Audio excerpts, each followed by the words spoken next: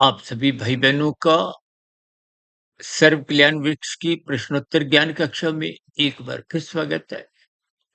अक्सर हमारी चर्चाओं में देखिए बार-बार कहा जाता है, प्रतिदिन ये जो 4 युगों की स्थितियाँ हैं, ये प्रतिदिन ही आती हैं। तकनीकी रूप से तो देखिए सतयुग, त्रेता, द्वापर और कलयुग की स्थितियाँ वर्तमान समय कलयुग ही चल रहा है। कलयुग की आयु 4,32,000 वर्ष है और जिसमें से मात्र अभी 5,127-28 वर्ष ही बीते हैं। शेष कलयुग का समय तो अभी आपने हमने देखना है, पता नहीं कितनी बार, कब-कब, किन-किन स्थितियों में जन्म-मरण की स्थितियाँ बनती हैं।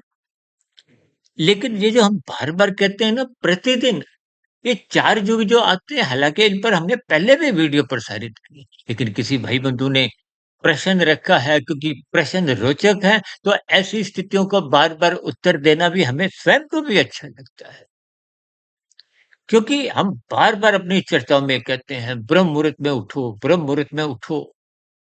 क्यों? क्योंकि वो सतोगुण की शुद्धतम स्थिति और शास्त्र तो बार-बार कहते हैं, सतोगुण मुक्तिदायक है, बंधनदायक रजोगुण है और तमोगुण है।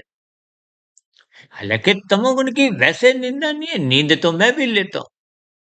भले ही 1 डेढ़ 2 बजे उठ जाता हूँ, लेकिन नींद तो लेते हैं। नींद लेना तो आपके हमारे शरीर की आवश्यकता है। नींद बिना तमोगुण का संग किए नहीं आती। आप बिस्तर पर लेट जाओ, तो शरीर के स्तर पर तमोगुण आ जाता है, आरामदायक स्थितियाँ हैं। मन के स्तर पर विचार छलांगे लगाते हैं, इधर-उधर की बातें आती हैं, तब तक नींद नहीं आती। जब मन बुद्धि भी विचारों की स्थितियाँ रुक जाती हैं, सूक्ष्म तो फिर नींद आती है। यानी कि तमोगुण की जो निंदा शास्त्र और हम बार-बार कहते हैं करो, वो निषेधात्मक स्थिति है। कानून का उल्लंघन करना की निंदा है, अपराध की निंदा है, शास्त्र विरुद्ध पाप कर्म करने की निंदा है। और शास्त्र क्या कहते हैं? रजोगुण की उपेक्षा करो। अब दिन में राशि स्थितियाँ होती हैं। संसारी स्थितियों को उतना ही पकड़ो कि आपके व्यक्तिगत जीवन की आवश्यकताओं की पूर्ति हो, परिवार की जिम्मेदारियाँ आप एक सही से निभा सको। समाज के प्रति, राष्ट्र के प्रति, इस ब्रह्मांड के प्रति जो-जो आपके कर्तव्य हैं, उनको भी निभा सको। लेकिन ये भोग विलासिता आज 24/7 विश्व भोगों की आसक्ति, ये निरंतर आपको हमें भगाती है, धन का संग्रह करवाती है और धन का संग्रह आरंभ होते ही आप और हम निषेध कम पाप कर्म कर जाते हैं। इसलिए तमोगुण की निंदा है, कानून का उल्लंघन कर जाते हैं। और ये जो हम बार-बार कहते हैं ना, देखिए सतयुग का मतलब जब सात्विक स्थिति मजबूत होती है। शास्त्रों में कहा गया सतयुग में सतोगुण 100% होता है। शेष सभी स्थितियाँ अति गौण होती हैं। देखिए 3 गुण नित्य हैं, 1 गुण प्रधान होता है, दूसरा गौण, तीसरा अति गौण। अब जो हम बार-बार कहते हैं ना ब्रह्म मुहूर्त सतयुग की स्थिति है। सतयुग का अभिप्राय है उसमें सतोगुण की प्रधानता है। यूँ तो उससे पूर्व का भी सतोगुण प्रधान होता है, लेकिन गौण गुजरा हुआ तमोगुण होता है।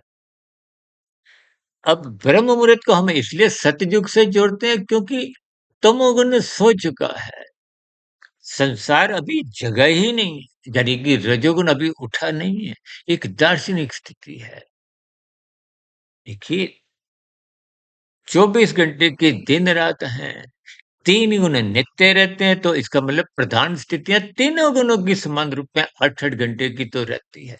अब उनमें क्योंकि तीनों गुण नित्य हैं, तो एक गुण प्रधान है, दूसरा गौण, तीसरा अति गौण, जिसको अक्सर मैं संसद की स्थितियों से समझाता हूँ। जो सत्ता पक्ष होता है, जिसका प्रधानमंत्री होता है, वही तो एक संख्या के बल पर बहुमत होता है। वो प्रधान स्थिति, उन्हीं का ही प्रधानमंत्री होता है। एक विपक्ष होता है, उसको आप गौण की स्थिति समझिए। कुछ निर्दलीय, वो अति गौण की स्थितियाँ। सर्व कहते हैं ना, तमोगुण 1, रजोगुण 10, सतोगुण 100 की स्थितियों के आपने अर्थ समझने हैं। ये सूत्र, उदाहरण, दृष्टांत जितने भी हैं, उस बात को समझने के लिए। सूर्य निकलने से पूर्व के जो 2 घंटे 40 मिनट की स्थिति है, क्योंकि कुल 9 स्थितियाँ हैं।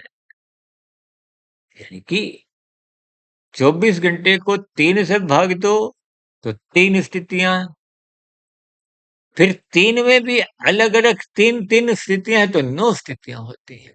यानी कि 8 स्थितियाँ संसारी हैं और एक ब्रह्म मुहूर्त की जो एक स्थिति है, सूर्य निकलने से पूर्व के 2 घंटे 40 मिनट। साधारण भाषा में देखिए 4 से 6 भी बोल दिया जाता है।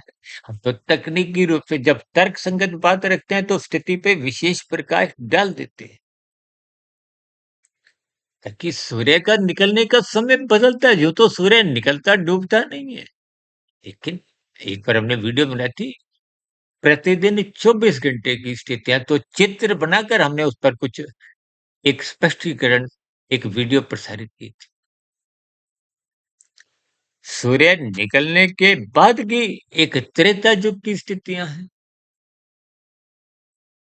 फिर भी संसार उतनी तरह जगा नहीं होता, जगता भी है तो थोड़ा सात्विक स्थितियाँ अभी भी मजबूत होती हैं। तो जाओ ना पार्क में इधर-उधर कहीं भी, लोग बोलते हैं ना राम, राम, कहीं भी देखिए एक अच्छे भाव होते हैं। कोई छीना-झपटी की स्थितियाँ अभी उस समय नहीं होती। कोई कमाई करने की स्थितियाँ राजसी नहीं होती। यानी कि वो त्रेता युग है। फिर दिन में भागदौड़ शुरू हो जाती है, सब अपने व्यक्तिगत हितों को साधने के लिए, कोई दुकानदारी करता है, कोई नौकरी पे जा रहा है, जो भी देखिए कुछ स्थितियाँ, वो राजसी स्थितियाँ हैं, वो द्वापर युग की स्थितियाँ। और फिर सूर्य के ढलते ही आप पर हम प्रमाद में, आलस्य में, मोहात्मक स्थितियों में, ये आजकल जो मादक पदार्थों का अधिक सेवन है, वो सूर्य ढलने के बाद की स्थितियाँ। देखिए, मैं किसी बात की कोई एक सलाह नहीं दे रहा है, लेकिन मैं अभी गुणों को समझाते हुए उनके लक्षणों को समझा रहा हूँ। जो तो हम मादक पदार्थों की भी निंदा बार-बार कहते हैं, निंदा करो। क्यों? क्योंकि भागवत पुराण में कलयुग की 5 स्थितियों की निंदा की गई है। दूध कीड़ा, मद्यपान, स्त्री संग, हिंसा और अनीतिगत कार्यों से, कानून के विरुद्ध को शास्त्र विरुद्ध कमाया गया धन, स्वर्ण, बात तो एक ही है। यानी कि सूर्य ढलने के बाद वो एक तामसी स्थितियाँ हैं, कलयुग की स्थितियाँ हैं।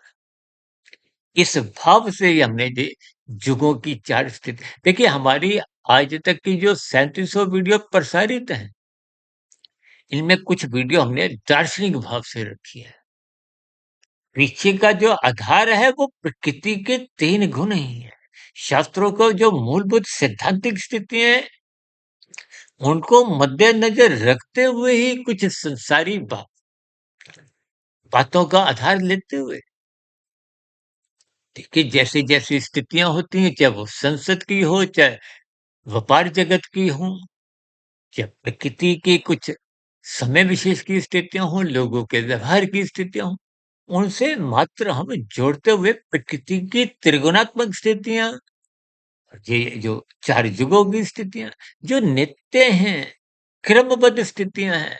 देखिए, शास्त्रों में एक-एक बात बहुत ही नपी-तुली, तौल-तौल के कही गई है। क्रमबद्ध स्थितियाँ समझाई गई हैं। धर्म प्रथम स्थान पे रखो, बार-बार हम कहते हैं। धर्म का मतलब सत्वगुण है।